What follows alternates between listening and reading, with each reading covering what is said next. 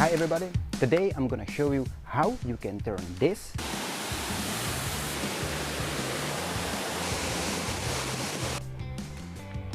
to that.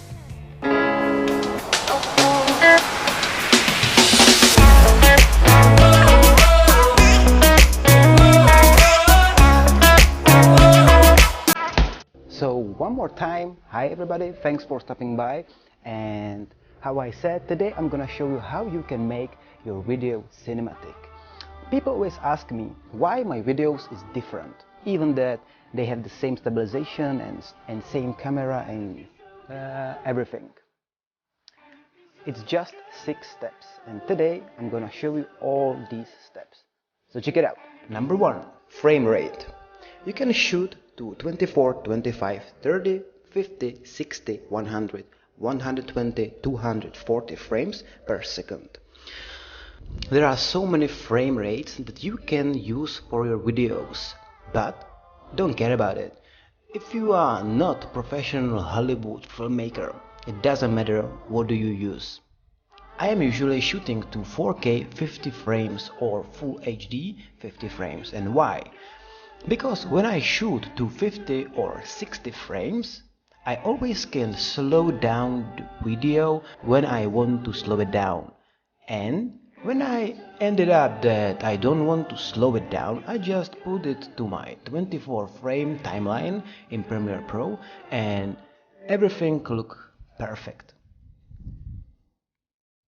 But if you would like to slow down the video which you shoot it on 24 or 25 frames, you can slow it down because it looks horrible. I'm gonna show you. Yeah? It's not good.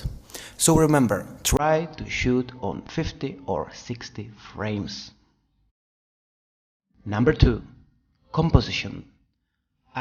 Compositions are one of my favorite things to talk about because it's so important for filmmaking and also for photography.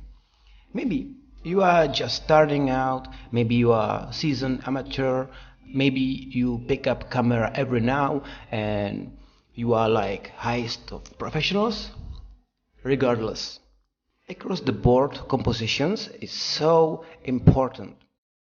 The leading lines that will lead you to the subject of the payoff of the video, or using light in a certain way that it frames a subject, using architecture and the world around you to make the video pop up and stand out more. But the most important composition is the center composition. It works every time and always it looks so cool. Number 3, details and depth of field. In your video, always pay attention on details because details are so important in every video. And it's really easy. Just come closer to the subject and make some nice footage. If you are using DSLR camera for shooting your videos, always try to have your lens on the minimum of focus depth, like 1.4, 1.8 or 2.8, because in that case your video will have beautiful shallow depth of field. This is when I have focus 1.8 and this is when I have my focus on 5.6. And as you can see, that's totally different video. And if you are using your smartphone for shooting, you need to go closer to the subject or you need to download application which is called Filmic Pro. And about this application I will talk in next video. Number 4, stabilization. So important thing in filmmaking is stabilization. As you can see, this is video with stabilization and this is without. In last video I showed you how to balance the stabilization and how to work with that. If you are interested about any stabilization for your camera or for your smartphone, I will tell you which one is the best but more expensive and which one is also cool with similar functions but much more cheaper. If you are using smartphone, definitely you need to buy DJI Osmo Mobile. There are three versions of the gimbal: Osmo 1, Osmo 2, and Osmo 3. Of course, the cheapest is the Osmo 1, but it's too old and it's not a good idea to buy it. But if you are gonna to buy the higher number of this, I recommend you number 2 because it got similar functions, but the price is $50 cheaper. But it's up to you. But if you would like to buy some stabilization for a DSLR, and also if you have money for that, also you have to buy DJI. There are two ways of stabilizations: DJI Ronin M or DJI Ronin S. I am using DJI Ronin M, which is really cool for shooting commercial spots and music videos, because you can put on it so many accessories like microphone, external recorder, and so on. And also it looks really cool. But there is one thing: it's really heavy. So if you don't wanna be like muscle man, you should buy DJI Ronin S. But it costs around $800. So if you would like to buy something cheaper, you can buy, I don't know if I read it right, Zoom crane, which cost around $400, and it also got the same functions as the DJI. I also use this one because it's really great for traveling around the world, and you can just put it to your bag, and here we go. Number 5. Sidebars. In previous 4 steps I was talking about technical camera aspects, but now I will talk about how to make video cinematic in post-production. First thing first, your video needs the sidebars. As you can see, this is video with sidebars and this is without. Yeah, that's better. And how you can get it?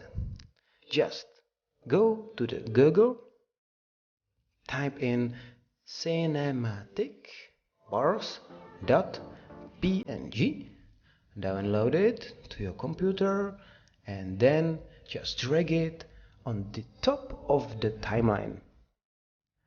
Put it to the start and then just stretch it to the end of the clip. It's easy, right? And it looks cool. Number 6. Color grading.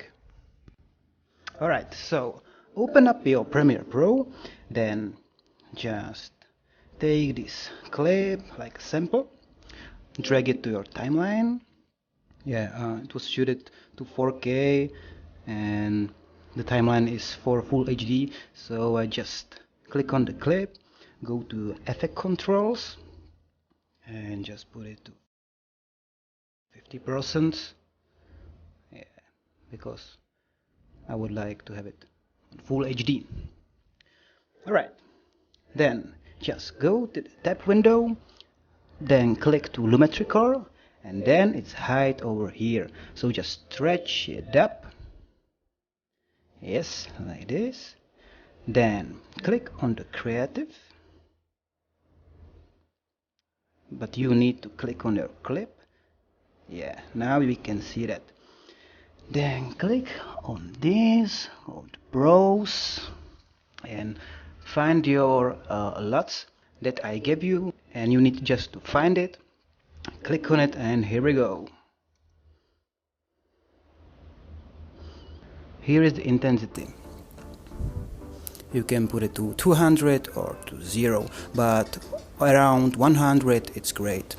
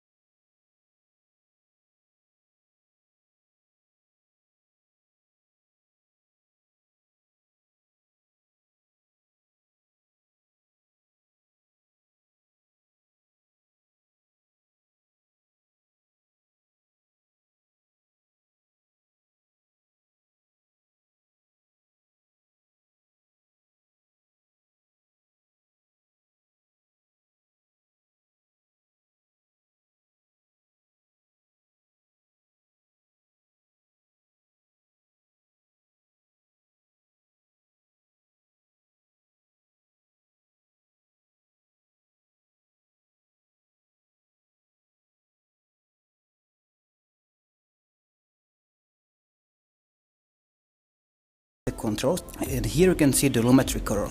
You can just copy this color correction and then just find another footage.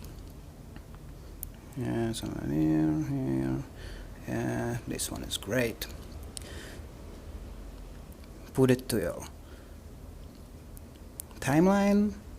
Again, 50% of scale. Yeah, and just click on the clip and go to the effect controls and paste the color grading. As you can see, it's like really shiny, so we just put down the highlights, and this is it. It's done. You can put it to all clips that you have in your timeline, and this is it. This is super easy, even if you have these slots, which is sometimes really hard to find out, and also it's not cheap. Usually if you buy a lot pack, it's around $100.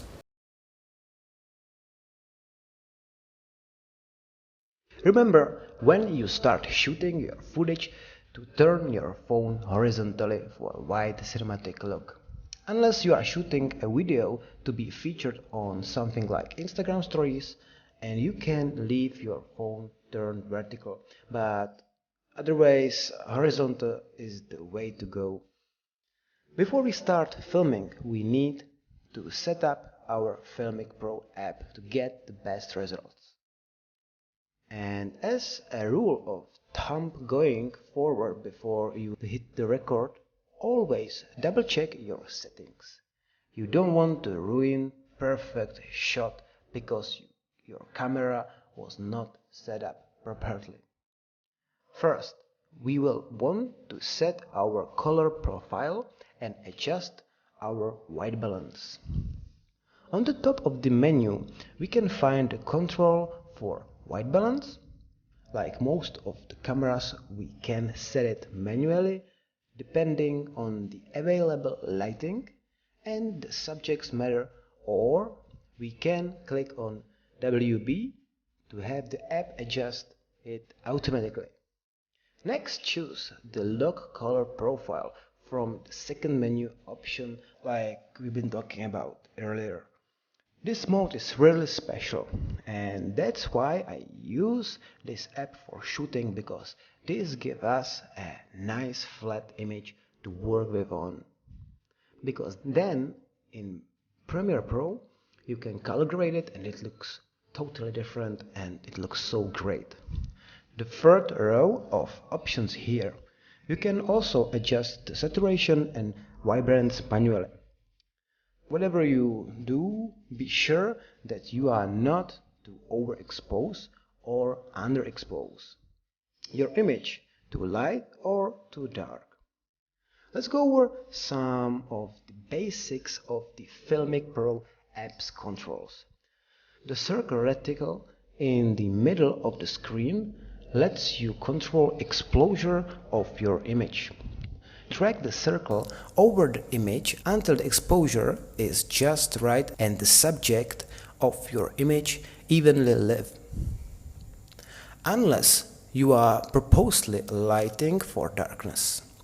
The square reticle controls focus. Drag this reticle over the point of focus to focus your image. Look and lock either of their reticles into place and avoid them shifting while filming by tapping them and turning them red. Red means locked. If you wanna just unlock it, just tap on that again.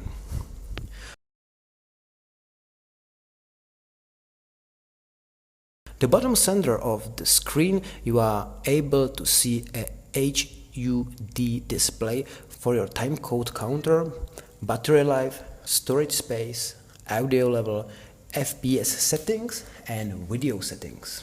First, to begin our recording, you can click the record button found in the lower right of the screen, and it will turn red while recording in the progress.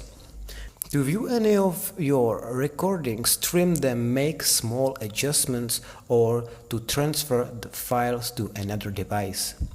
Just click the Filmic library button located at the bottom right. Beside the record button, it resembles a small play button.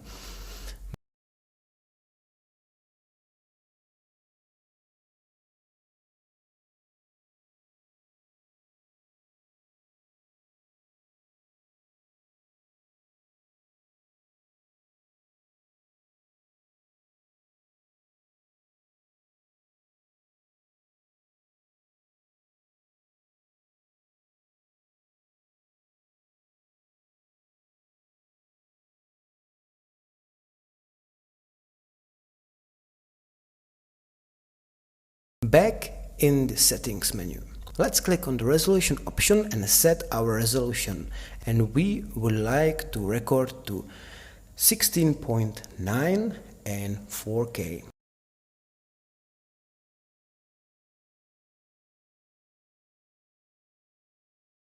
Next, set up the frame rate. You can use 24, 25, 30, 48, 50 or 60 frame, and as I told you, try always to use 4K, 50 or 60 frames. Next, go to the device and turn the settings on if you want to save the footage to your smartphone. Now, if everything is set up, we need to save it as a preset, because you don't want to do this setting every time when you open up this app. So let's go to the settings, presets, and create your preset. Label your preset and save it.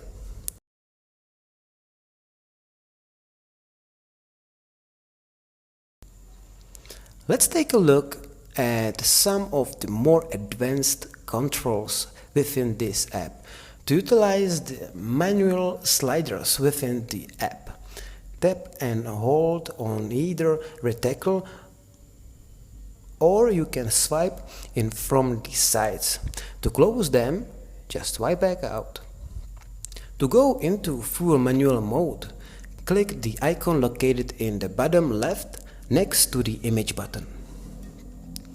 This locks both reticles and pulls up the manual slider for full manual control.